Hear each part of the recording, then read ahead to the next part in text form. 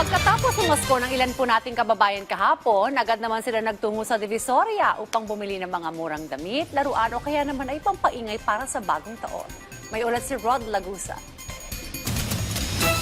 Ang 7 taong gulang na si Nathan kasama ang kanyang mami dito sa Divisoria nagtungo ngayong Christmas. Ang kanilang sadya, bumili ng mga laruan. Ang ginamit nilang pambili ay ang mga napamaskuhan ni Nathan. Ayon sa kanyang mami na si Rona, ito ang request ng kanyang anak. Nakakatipid po kasi mas mura po dito. At the same time po, gusto ko po yung pera niya is ano po, parang yung desisyon niya kung ano yung gusto niya. Kasi dati in backward po, di ba, parang yung mga magulang natin, wala tayong choice kung ano yung ano, parang bibilihin natin para sa atin. Sila po yung may choice. Kaya po ngayon, nung nagkaanak po ako, lahat po ng pera na napamaskuhan niya, gusto ko siya po yung mag-decide nun. Si Nathan ready nang makauwi kasama ang kanyang bagong toys. Kumusta? Ang dami mong gifts. Excited ka na ba na malaro yung mga yan? Apo.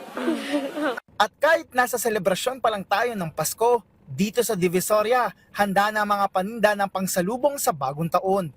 Bukod sa mga pampaswerte sa papasok na 2026, kaliwat kanan na rin ang nagbebenta ng mga torotot na sinasabing alternatibong pampaingay sa pagsalubong sa bagong taon.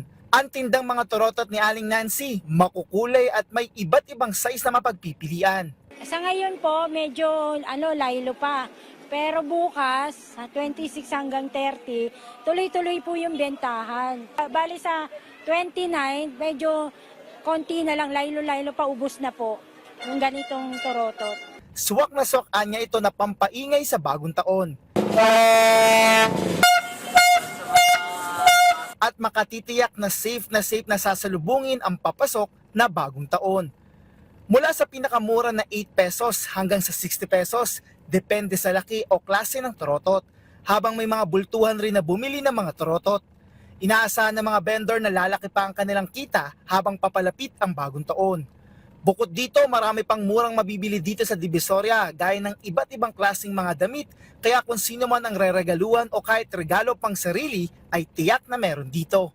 Rod Lagusad, para sa Pambansang TV sa Bagong Pilipinas.